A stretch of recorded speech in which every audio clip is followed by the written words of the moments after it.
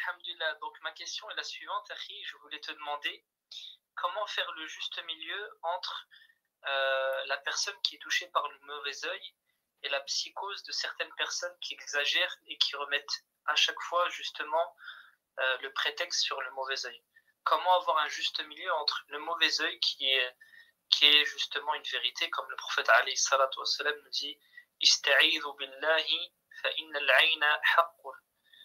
Et les personnes qui à chaque fois sont éprouvées disent voilà, c'est le mauvais œil, c'est le mauvais œil, c'est le mauvais œil.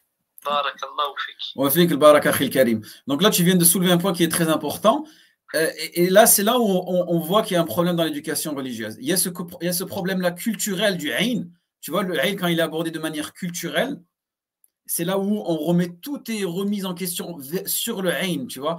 Tu n'as pas de travail, tu vas divorcer, tu es tombé, tu as ceci, t'es arrivé cela, c'est dû au ayn. D'accord. Et ensuite, il y a la compréhension du ayn qui est dans notre religion où le prophète sallallahu alayhi wa sallam, il ne nous a jamais donné de réel exemple. Il ne nous a pas dit quand tu perds ton travail, c'est à cause du ayn. Quand tu divorces, c'est à cause du ayn. Donc tu vois, l'interprétation, elle vient de notre culture dans un premier temps. Déjà, il faut déceler ça. Ensuite, quand le prophète sallallahu alayhi wa sallam, il a dit que l'ayn, il est haqq.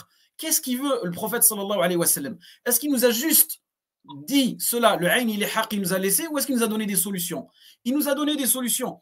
Et non, à travers ces solutions-là, il y a tout simplement une approche spirituelle, une approche pédagogique où tu vas apprendre les adhkar, les invocations protectrices, et aussi tu vas te rapprocher d'Allah subhanahu wa ta'ala. Car le libtila de ce ayn-là, c'est que tu as été éprouvé. Mais la finalité de cette épreuve-là, c'est que tu reviennes vers Allah subhanahu wa ta'ala. Et nous, on va plus chercher le pourquoi et délaisser le comment.